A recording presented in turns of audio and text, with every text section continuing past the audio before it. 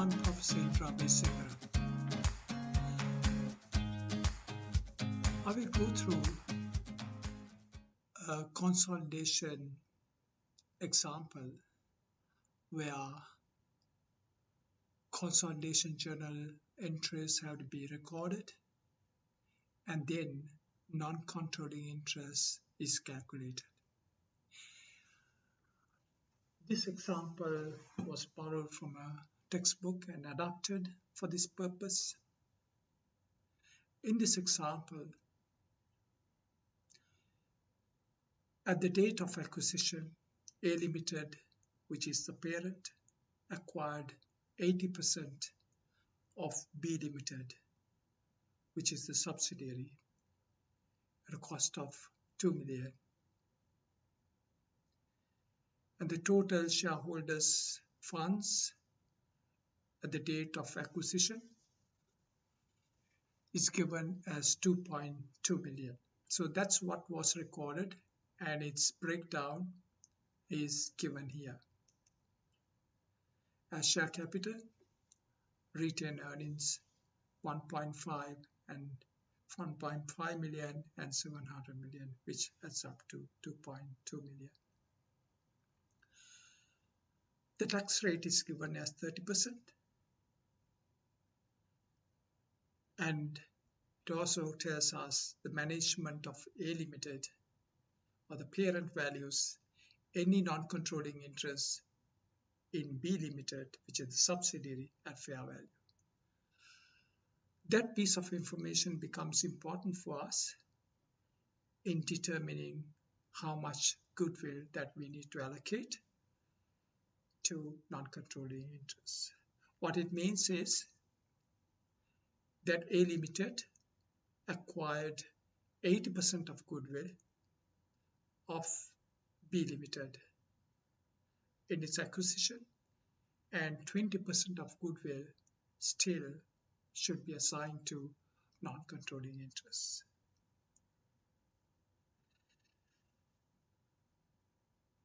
At 30th of June 2020, that is 2 years after, the financial statements of A Limited and B Limited are given to us. So the financial statements provides us the income statement here, starting from sales revenue up to profit for the year, and then it extends from profit for the year with retained profits at the beginning of the current year,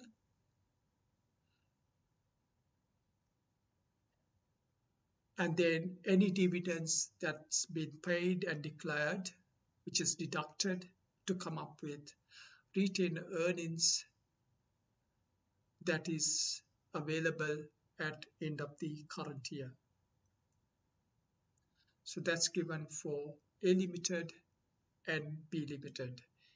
A Limited is on the column to the left, and B Limited is the column to the right. The next table provides us the statement of financial position, starting with shareholders' equity, giving us the breakup of shareholders' equity, followed by current liabilities, and then the non-current liabilities, which adds up to total liabilities and equity, and that equals to the asset side, and the assets are starting with current assets and then the non-current assets, which includes the investment that A Limited made in B Limited, which is 2 million. So we can see the total assets for A Limited and B Limited equals total liabilities and equity of A Limited and B Limited.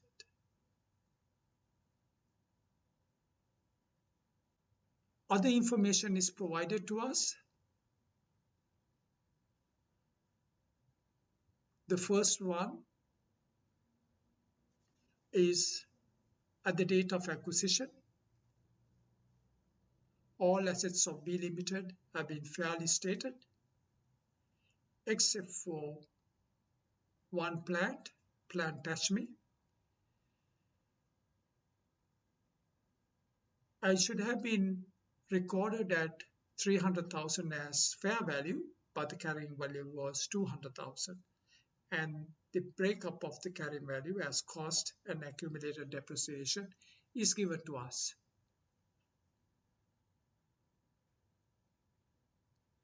And then says to us the remaining useful life of the plant asset was 5 years.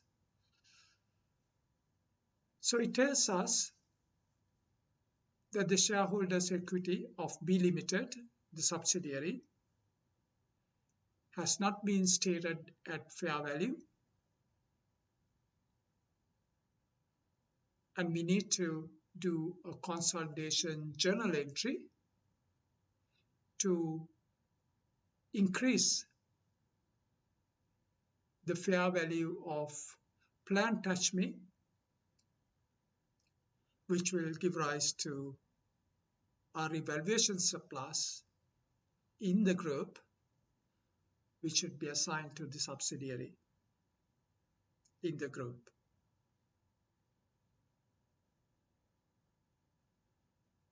And that revaluation surplus will have a taxation impact. Because 2 years have passed from the acquisition date, that the excess value of the asset that is now recorded since acquisition date, which is 100,000, that is 300,000 less 200,000, that excess value of 100,000 will give rise to additional depreciation that should be recorded as consolidation journal entries. The second is there was management fees that B Limited paid to A Limited and has been recorded as other expenses and income in respective financial statements of individual entities. This is a service intergroup transaction that must be eliminated through reversing the general journal entries, summarized general journal entries in as consolidation entries. Third,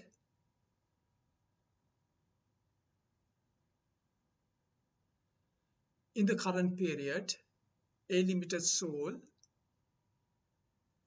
inventory type I to B Limited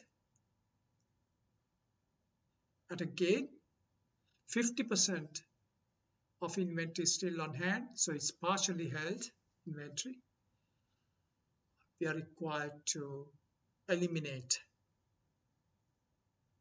the overvaluation of inventory and the unrealized gain.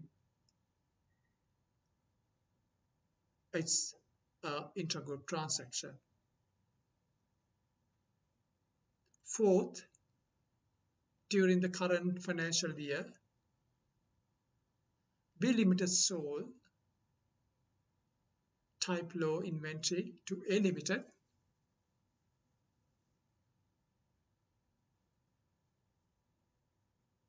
and 40% of this inventory is still on hand with A Limited.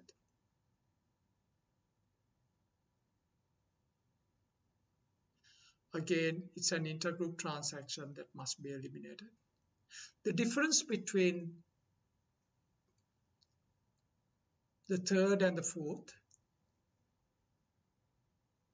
is in third, A Limited sold to B Limited, whereas on the fourth, B Limited sold to A Limited. So the entity that made a profit in the third one is A Limited, and in the fourth one is B Limited. This makes a difference not for the elimination of the intergroup transaction, but for non-controlling interest calculation. The fifth is B Limited sold type rich inventory to A Limited in the previous period and hasn't been sold in the previous period, has been brought into the current period as 20% of inventory still been held and brought into the current period.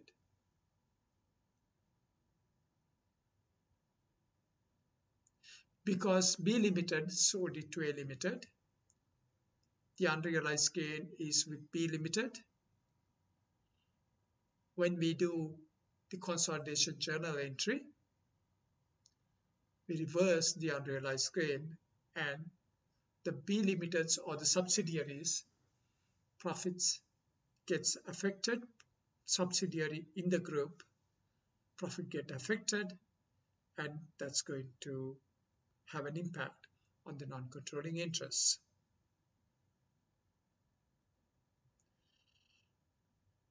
Point 6 is about impairment of goodwill.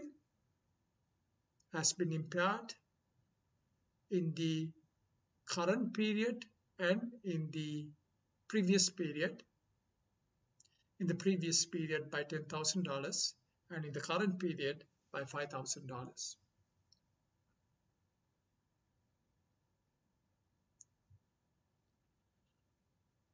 We need to record that impairment, but at the same time, we also need to realize that part of this impairment also has an influence on B Limited, because the goodwill that is being impaired, 80% is being purchased by A Limited, the parent, and 20% of the goodwill in the subsidiary still remains with the non-controlling interest. So any impairment, 20% of that has to be given or to be assigned to the non-controlling interest.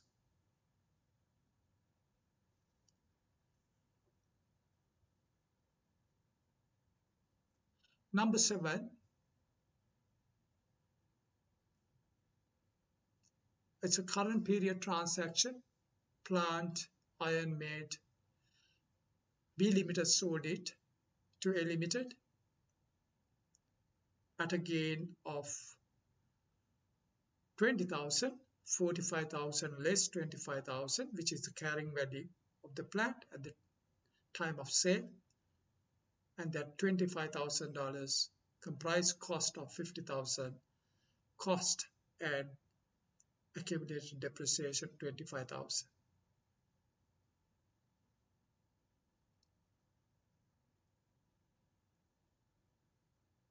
Because B Limited sold it, the unrealized gain is with B Limited subsidiary. When we reverse the unrealized gain through consolidation entry, it's going to have an impact on the non-controlling interest, because we have to give a share of profits and shareholders' equity of the subsidiary, including profits, to the to the non-controlling interest. So the subsidiary in the group, the final shareholders' equity of the subsidiary in the group, not the subsidiary, but the subsidiary in the group. From that, we need to give 20% to non-controlling interest in the group, because non-controlling interest or the minority interests are part of the group, part of the owners. 1st of July 2018, 0.8, A Limited sold Plan Steel Ball, an item of Plan to B Limited, for a price of $30,000, and the carrying amount was $25,000. So a gain of $5,000.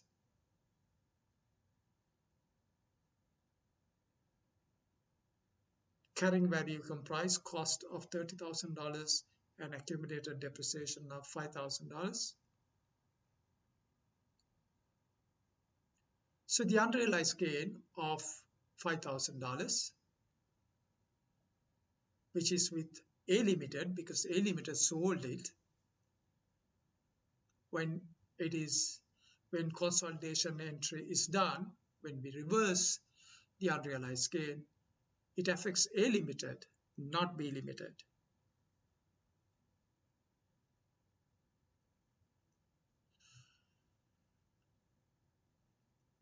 On 1st of January 2020, B Limited declared and paid interim dividend of $24,000. That's point number 9. And point number 10 is 30th June 2020, B Limited directors declared and communicated the final dividends. So it's a dividend declaration of $10,000, which has been declared but hasn't been paid.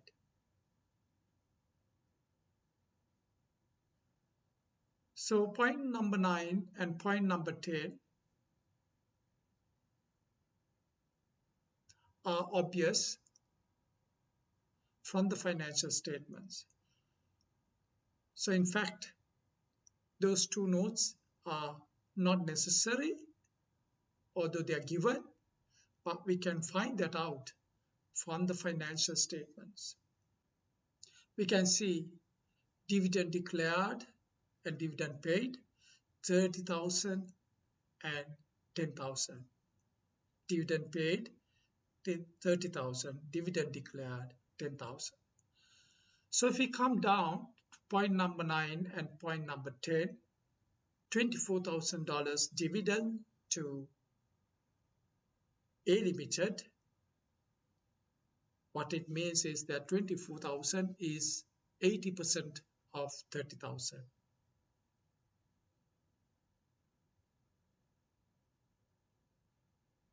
And in number 10, it says it declared a dividend of 10,000. That means it declared a full dividend of 10,000, and 80% of that dividend will be earned by A Limited.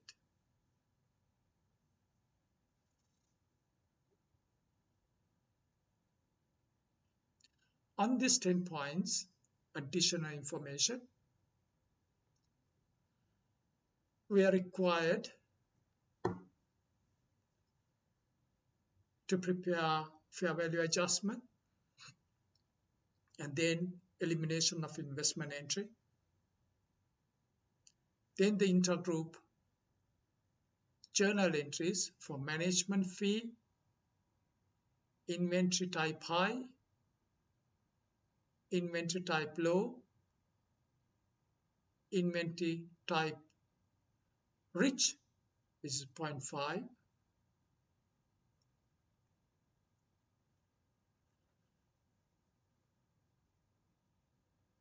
amortization of goodwill 0.6, and 7, plant and mid transaction, intergroup transaction. Point 8 is plant steel ball intergroup transaction.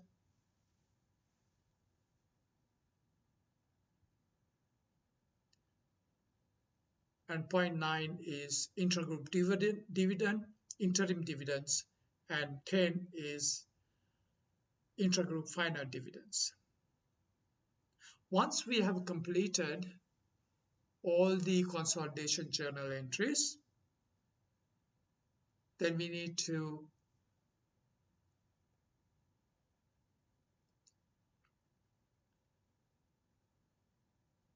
calculate the non-controlling interest. The non-controlling interest is calculated in 3 steps.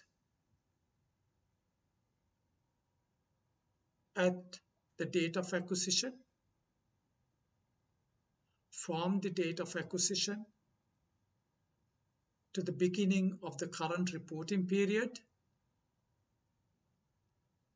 that is 11 and 12, and 13 is the non-controlling interest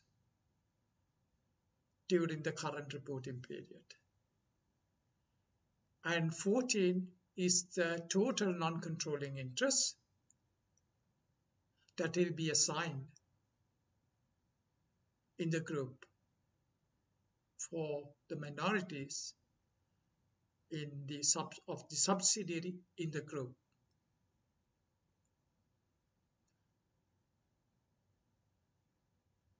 So let's go through one by one.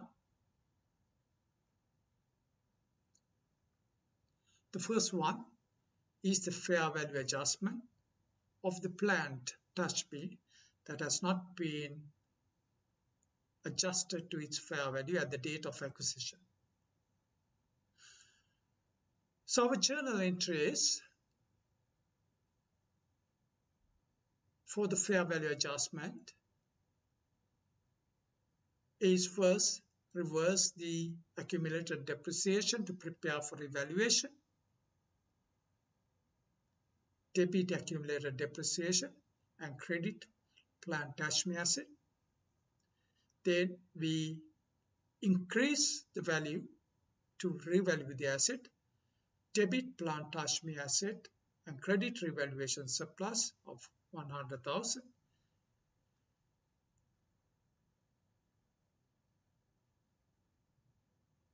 And then the taxation impact of the revaluation, we debit revaluation surplus of 30% of the revalued amount and credit deferred tax liability, because when plant is revalued by 100,000, there's future cash flow that is expected to 100,000, and there will be a tax liability arising now to be paid in the future. Therefore, it's a deferred tax liability of 30,000. As we go through the consolidation journal entries, I would rather make notes as to the steps to which each account that is recorded in the consolidation journal entries will influence the non-controlling interests.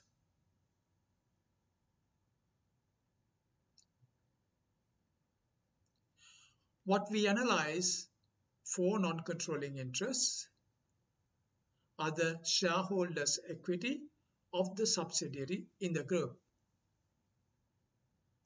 Either we can analyze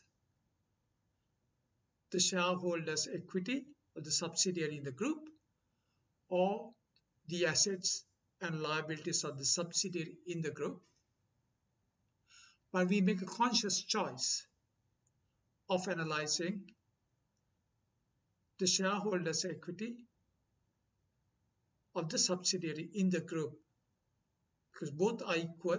So therefore it's unnecessary for us to analyze the assets and liabilities and shareholders equity, and we made a conscious choice to analyze the shareholders equity of the subsidiary in the group.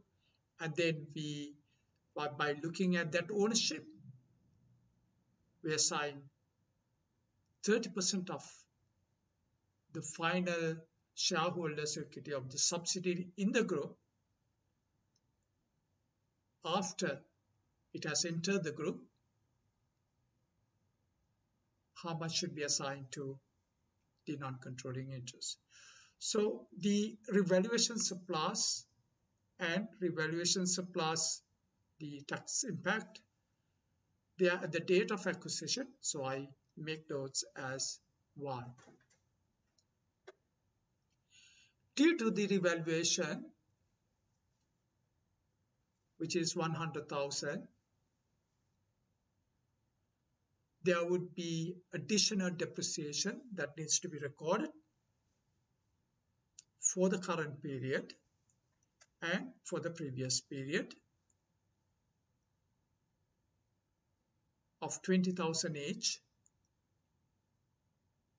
For the previous period, we record under opening retained earnings because we cannot record under depreciation expense. If we do it, then it becomes current period expense, but it's actually a previous period expense. So therefore, we record under opening retained earnings. So 20 and 20, but expense, current period expense,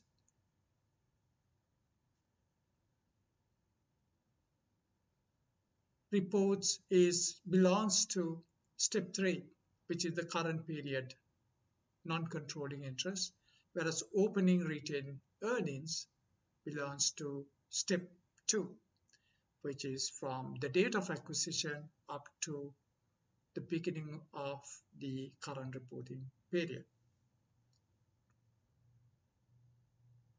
The depreciation expense recording will now give rise to a taxation impact. The depreciation expense, when expenses increase in the group, the income tax expenses will decrease because the profit decrease. So 30% of 20,000 is 6,000.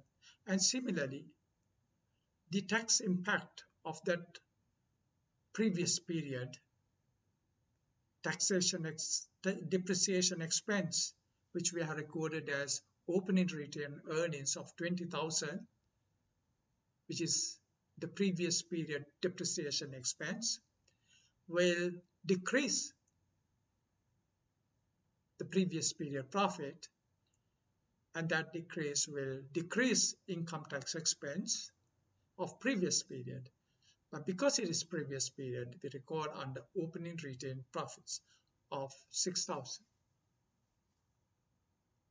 The expense is under step 3, current period, and opening retained profit is under step 2.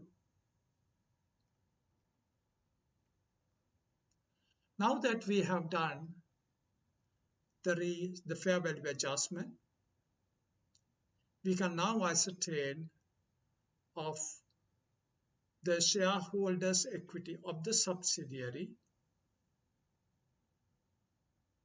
at fair value of the subsidiary in the group. It is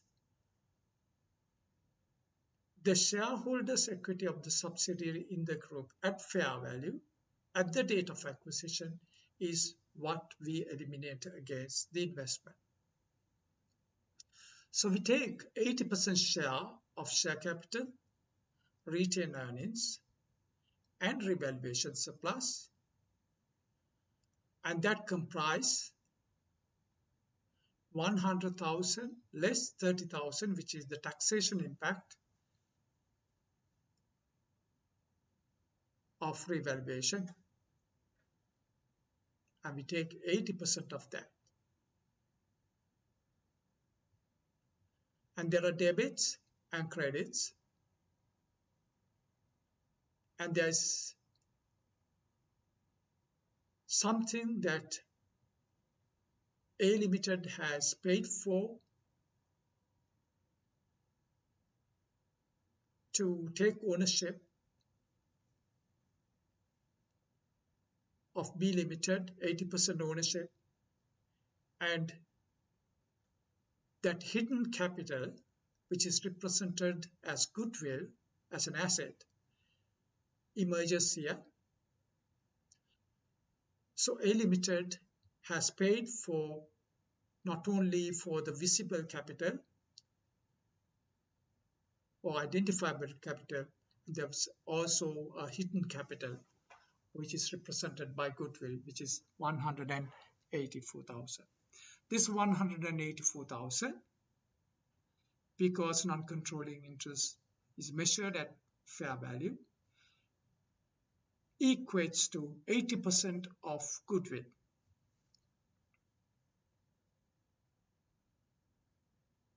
So that's the part 2 of point 1. The second is intergroup transaction of management fees. So the income and expenses have to be reversed. So we debit income and credit expenses, 10,000 each. And income and expense are current period transaction. So therefore, we record under step 3. It is not necessary to record the taxation impact, because if you record the taxation impact, the income taxes of 3,000 debit and credit will equate, but they are in the same account of income tax expense, so therefore it is unnecessary, although technically one could do so.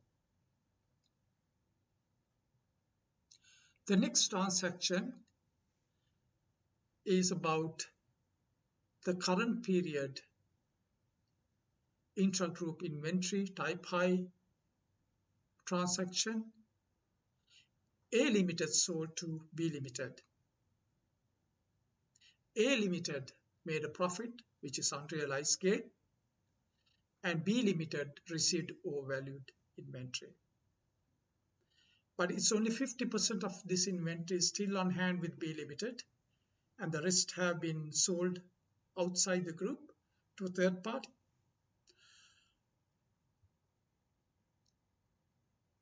So what we need to eliminate on this unrealized profits is that 1/2 of the 50% portion of overvalued inventory and unrealized gain that is still within the group.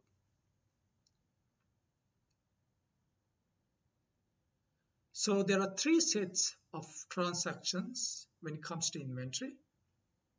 The first one is the buy and sell transaction. Was sold for 30,000 and bought for 30,000, debit sales and credit cost of goods sold. The second, so the sales and cost of sales are step 3, current period. The second is the unrealized gain and overvalued inventory.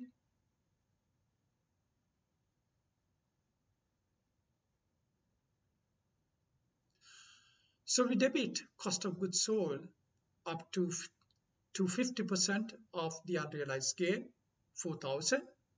For the unrealized gain to be debited, we debit cost of goods sold account, and we credit inventory 4,000 for the overvaluation to decrease the inventory value.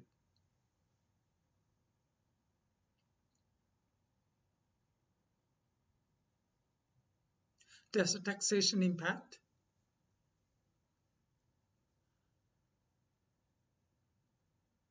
Because we decrease the inventory value, we are expecting less cash inflows in the future.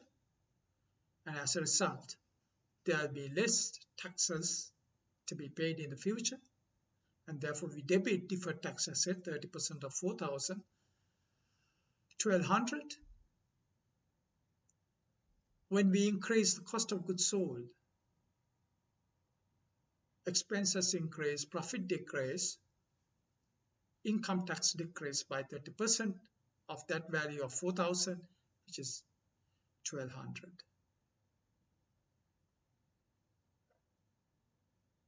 But cost of goods sold, which is the unrealized profit, and the taxation effect, which is the income tax expense,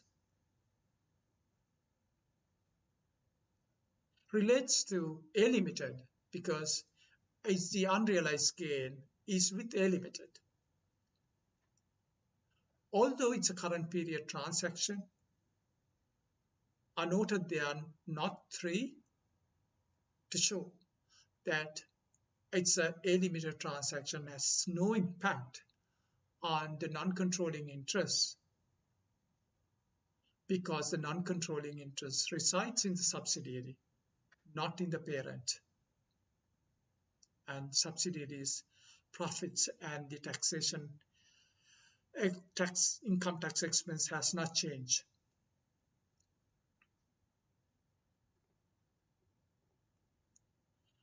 The next transaction, point 4, is about a current period transaction of inventory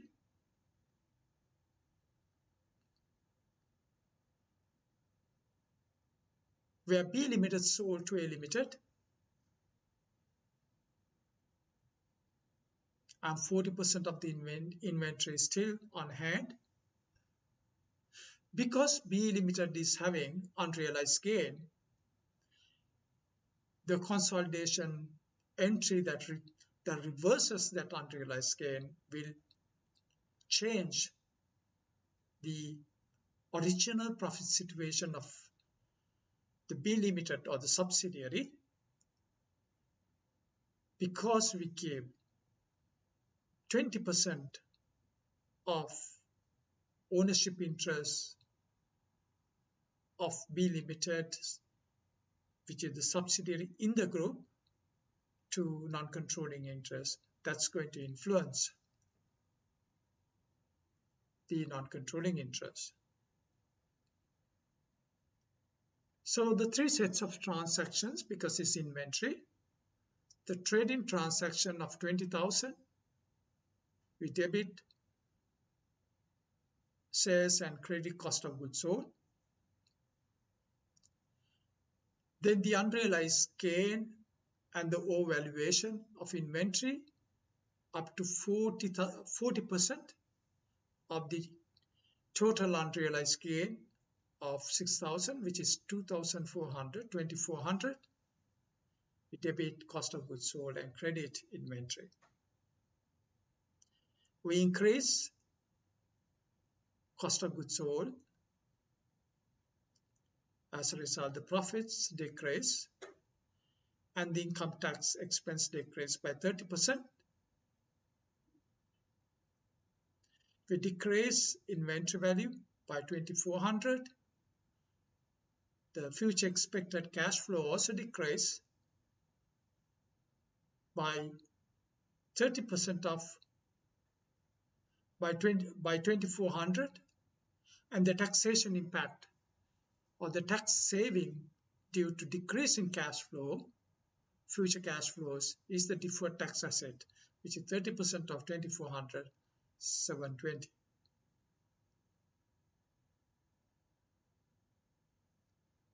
So debit deferred tax asset, credit income tax expense, 720 each. Because B Limited initiated this transaction and made the gain, that unrealized gain, the reversal of unrealized gain and the income tax expense that's resulting from it are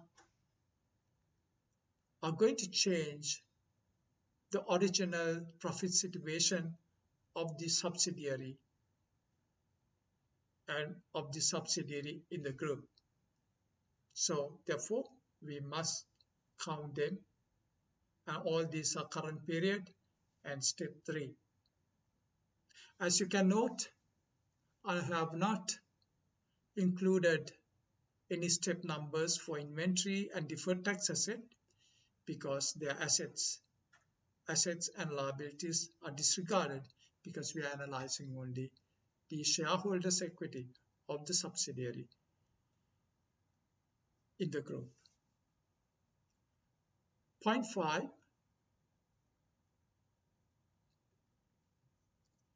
is a prior period intergroup transaction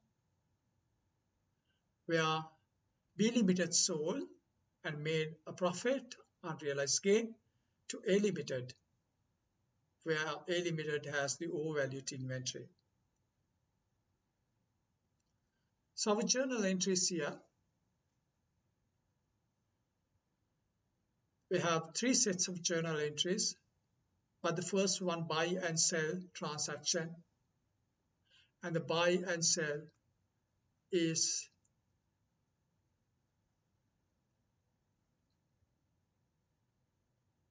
it was sold for 11,000 and bought for 11,000.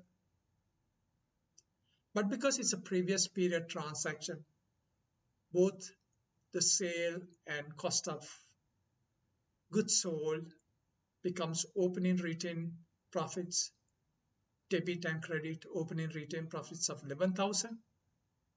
So therefore, it is unnecessary to record it because that 11,000 is in the same account, debit and credit. So there's no change in the ledger balance. So if you look at the transactions that we need to record for the unrealized gain, which is limited to 20% of 11,000 less 8,000, opening retained earnings for unrealized gains 600, that's in opening retained earnings previous period. Okay, and the inventory for the overvaluation we need to credit 600. That inventory, because it's a current asset, when that inventory comes from the previous period into the current period, in the current period, that inventory becomes cost of goods sold. Therefore, we credit cost of goods sold 600 for inventory. Because we are decreasing the cost of goods sold in the current period, it's going to increase income tax expense because the profit will increase, income tax expense will increase by 30%. Unrealized gain in the previous period was decreased by 600. So the taxation impact or the income tax expense in the previous period also decreased by 30% of 600. But that income tax expense decrease is now in opening retained earnings, 180. So this cost of goods sold that you see there is for the inventory. So the one that is having the inventory is A Limited. B Limited sold inventory to A Limited. So therefore, cost of goods sold is A Limited increase. A Limited's decrease in the cost of goods sold. And the increase in income tax expense that follows the decrease in cost of goods sold is A Limited. Although they are current period, they do not affect the non-controlling interest because this current period transaction items are not subsidiaries but of the parent, which is A Limited. The next transaction Point 6 is about amortization of goodwill. Parent owns 80% of goodwill of the subsidiary, and non-controlling interest owns 20% of goodwill. Parent bought only 80% of goodwill. There was impairment of goodwill of 5,000 in the current period, and in the previous period 10,000. So therefore, we record the impairment for the current period impairment expense, and for the previous period that impairment expense is in opening retained profits. So we debit opening retained profits 10,000 and debit impairment expense 5,000, and accumulated impairment is 15,000. We make a note as step 2 and step 3 for opening retained profits and impairment expense respectively, but we also qualify our note, say a portion of this has to be given to non-controlling interests. Point 7 is a current period transaction of plant, non-current asset, plant iron made, where B Limited sold to A Limited. So there's unrealized gain and overvalued in non-current assets, and there's a taxation impact that follows. So we debit gain on sale of plant 20,000, and we need to credit for the overvaluation. When we credit for the overvaluation, we need to put back the asset cost value and the accumulated depreciation. So the accumulated depreciation should have been 25,000.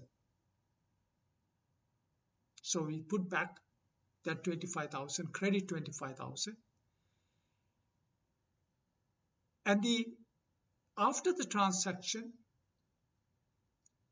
the value of the asset was 45,000 because it was sold for 45,000, but the cost of the asset should be 50,000. So we need to increase the cost of plant of iron made 5,000. So if you look at 5,000 and 25,000, which is a debit and credit, the difference is 20,000, a net credit of 20,000. So that's the overvaluation that we are now reversing. But when we reverse, we have to reverse it in two accounts, which is the cost and accumulated depreciation, by debiting cost 5,000 and crediting accumulated depreciation 25,000, and we debit gain on sale of plant iron made 20,000. There's a taxation impact on this transaction. We have decreased the overvaluation of the asset by 20,000, and we are expecting less future cash inflows from this asset now. So 30% of that becomes a deferred tax asset, 6,000. We decrease the gain in the current period, 20,000, and that's going to decrease the income tax expense by 30%, and that's 6,000. Debit deferred tax asset and credit income tax expense, 6,000 each.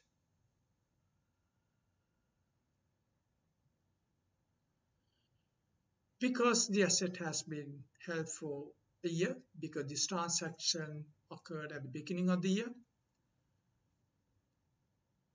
because we decrease the overvaluation, we now need to decrease the excess depreciation that has been recorded by A. So the excess depreciation is with A because A Limited has the asset, and A Limited has depreciated based on the overvaluation of the asset. So to decrease that depreciation, that overvaluation is 20,000 and the remaining useful life is 10 years, we credit depreciation expense and debit accumulated depreciation. And the taxation impact of that is we credit expenses. That means we are increasing profit. When we increase profit, income tax expense increase 30% of 2,600. And when we decrease, asset has been used for 1 year. Because asset has been used for 1 year, the deferred taxes, that the tax saving into the future also decrease by 1 year. We credit deferred tax asset by 600. Because the asset is being held by A Limited, the depreciation expense, excess depreciation expense that we have reversed, and the income tax expense that follows, although their current period, they're not going to affect non-controlling interest. On the other hand, the gain on sale of plant and made was made by B Limited, which is the subsidiary in the group, and that's going to affect the non-controlling interest. And the income tax expense that follows that also going to affect B Limited because it's relating to the gain on sale, and the income tax expense credit is relating to the gain on sale. So that's step 3. Point 8 is where A Limited has sold plant steel balls to B Limited in the previous period. A Limited made a gain, unrealized gain, and B Limited has the overvalued plant.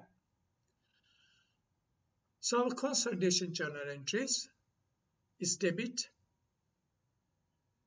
opening retained profits for the unrealized gain,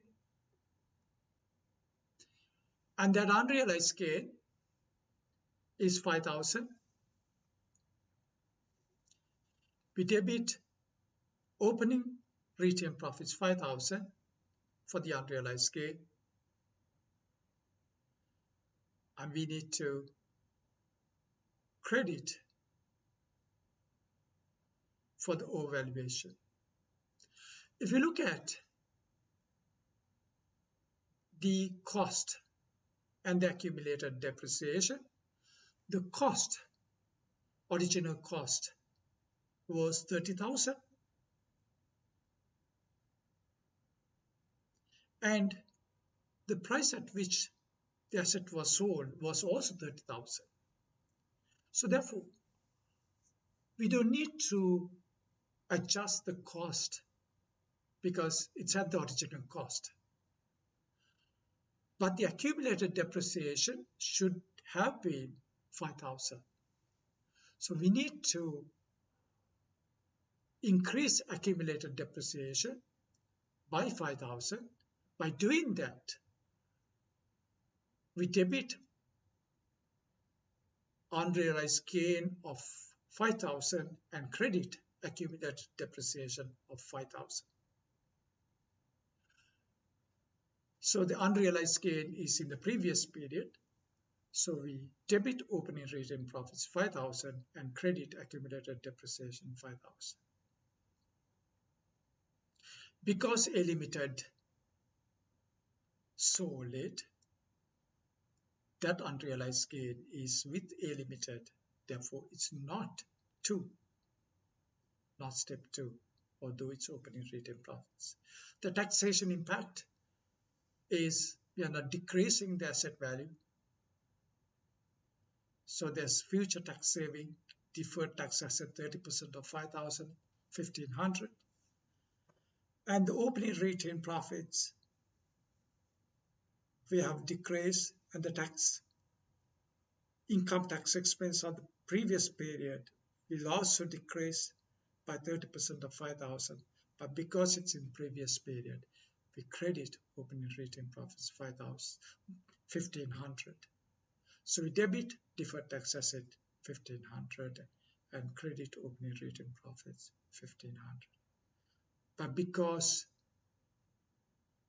this is due to the unrealized profit, although it's opening retained profits, it's not going to affect the subsidiary's profits. The asset has to be now depreciated. The depreciation expense had to be reversed because asset was bought at a higher value by B Limited, which is the subsidiary, and has been depreciating the asset at a higher value. We now need to decrease that depreciation expense in the current period, 5,000, or the remaining useful life of 5 years. We credit 1,000, and for the previous period, we credit opening retained profits of 1,000, and we debit accumulated depreciation for 2 years, 2,000. That depreciation expense and opening retained profits are because the asset is being held by B Limited, which is the subsidiary, and we need to include that in the non-controlling interest calculation. For the current period is step 3, for the previous period is step 2. And the taxation impact, the depreciation expense, excess depreciation expense being reversed, is when we decrease expenses, profit increase, income tax expense increase. 30% of 1,000 is 300 income tax expense, debit income tax expense. And for the previous period, depreciation expense, which is in opening retained profit. And when we decrease the profit, income tax expenses increase, but that income tax expense increase is in opening retained profits, 30% of 1,300. The asset has been used for 2 years. The deferred tax asset, or the original deferred tax asset, now decreases because it has been used up for 2 years. The tax savings decreases, and we credit deferred tax asset for 2 years, which is 600. Point 9 is about interim dividend.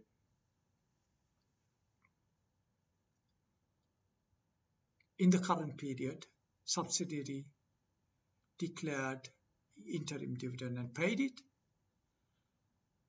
So it paid interim dividends 80% to the parent and 20% to non-controlling interest.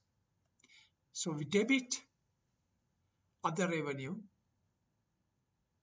80% of 30,000 is 24,000, and we credit dividend paid 24,000. But the other revenue is with the parent, which is note 3, and dividend paid is with the subsidiary in the group, which is B Limited, and it's 3. Point 10 is consolidation entry for final dividends, and the final dividends declared out of 10,000, 80% is earned by the parent, and we need to reverse that entry. So we debit other revenue 8,000 and credit dividend declared 8,000. Dividend declared is of the dividends of subsidiary in the group. So step 3, other revenue. Although it's revenue, it's with the parent A Limited, therefore it's not 3. Because it's dividend that's declared, we also need to reverse the dividend receivable that's recorded by the parent, and dividend payable, that's recorded by the subsidiary. So we debit dividend payable and credit dividend receivable 8,000 each. Because they are assets and liabilities, that's not counted for the non-controlling interest calculation. Now we are ready to calculate non-controlling interest. We calculate under 3 steps. Point 11 is the step 1. We need to give 20% share of fair value of the subsidiary's shareholders' equity at the date of acquisition.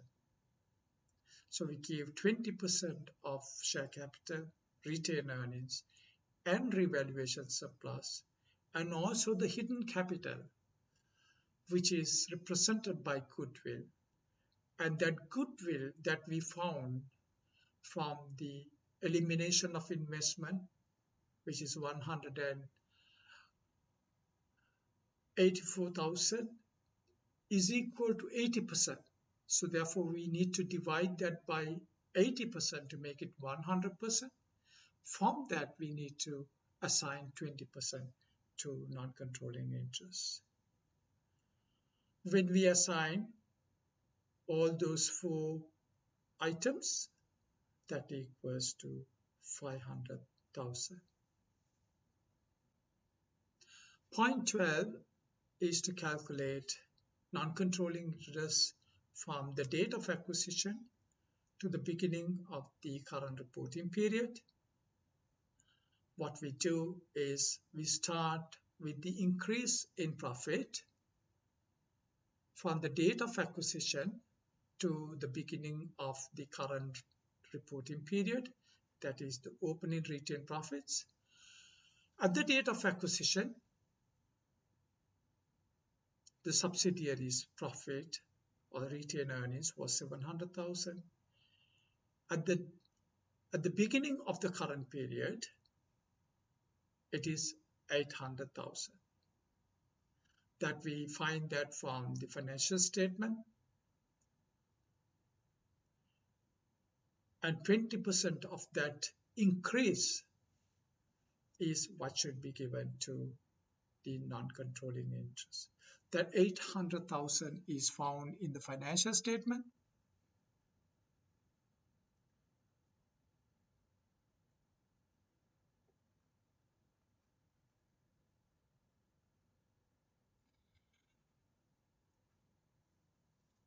So this is the detailed reconciliation of opening and closing retained earnings. And retained earnings at 30th June 2019 is 800,000.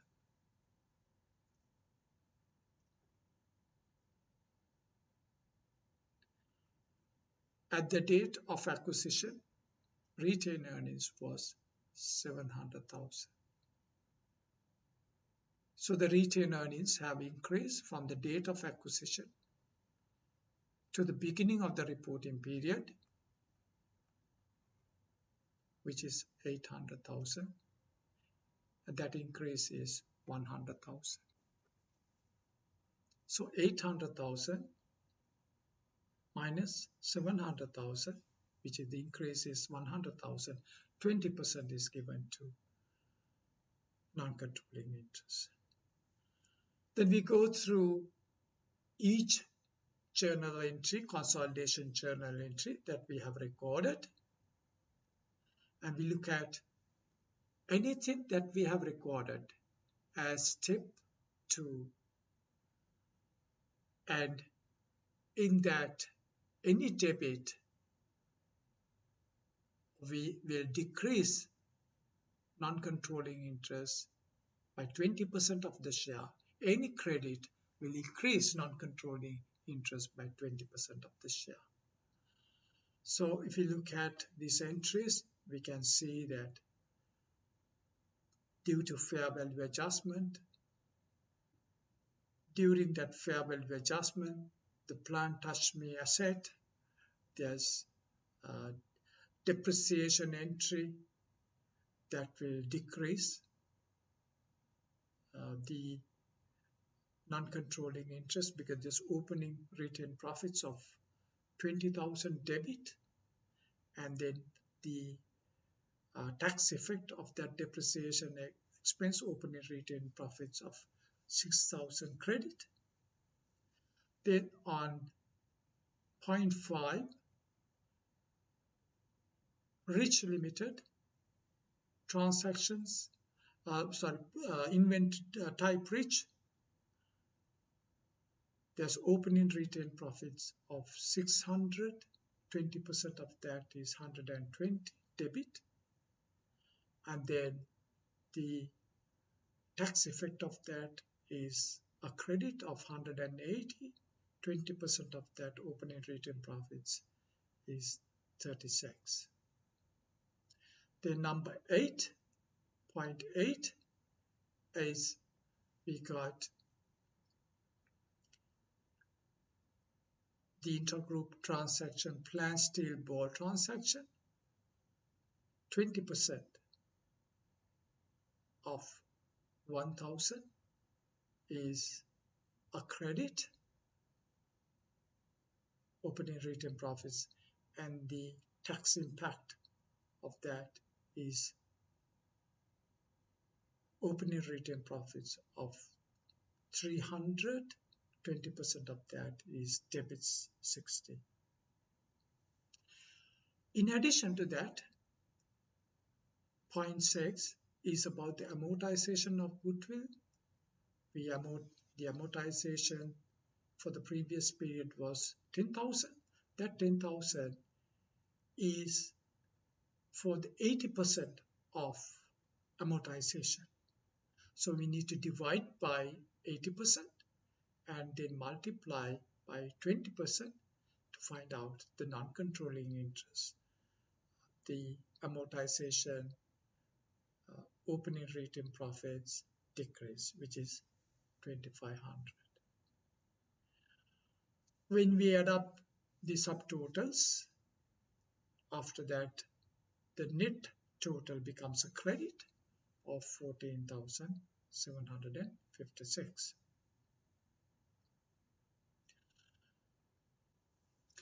Item 13 is about the non-controlling interest of B Limited.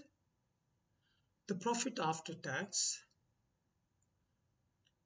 or the profit for the year from the financial statement, is 55,000. 20% of that should be assigned to non-controlling interest. So if you look at the financial statement, the income statement, profit for the year is 55,000 of B Limited or the subsidiary. Profit for the year, profit after tax, is 55,000. 20% of that is assigned to non-controlling interest, 11,000. Anything that says revenue, expenses, we now have to consider the current period transactions, which we have recorded as step 3. So under point 1, pre-tax depreciation entry, we have recorded 20,000. 20% of that is 4,000 debit, and the tax effect of that, income tax expense. And on point 4,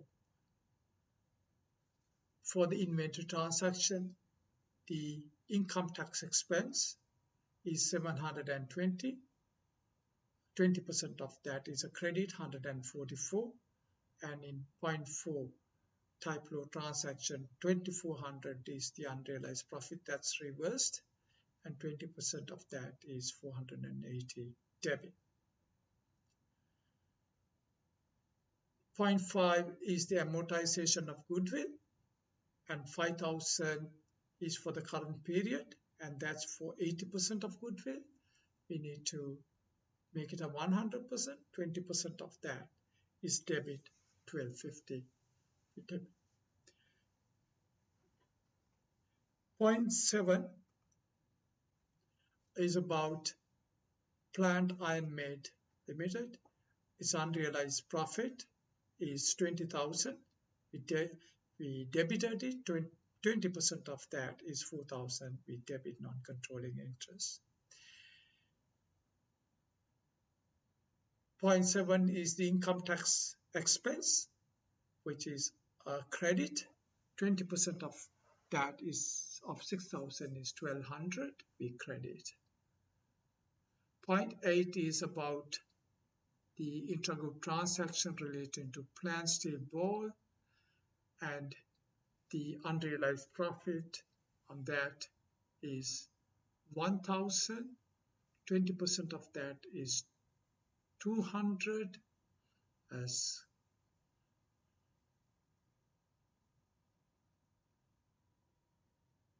and that's in relation to the depreciation, excess depreciation expense, and the tax effect of that is the 300.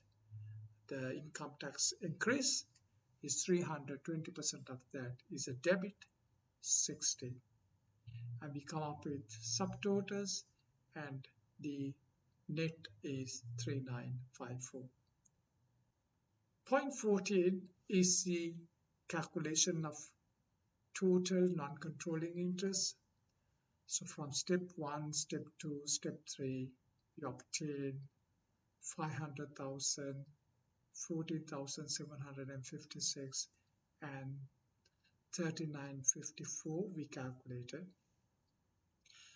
But the interim dividend paid and final dividend paid we have not included under step 1, 2, and 3 because the dividends are included under the statement of changes in equity. We analyze the profit situation, so therefore these items are now included here. Interim dividend, 20% of 30,000 is 6,000, and final dividend 20% of 10,000 is 2,000, and that's what the non-controlling interest will receive, because they are going to receive them personally as owners, and they are going to leave the group. These dividends are going to leave the group, so therefore that shareholders portion, that shareholders equity portion has to be decreased, and that's 6,000 and 2,000. And once we have decreased that, the total non-controlling interest equals 514,710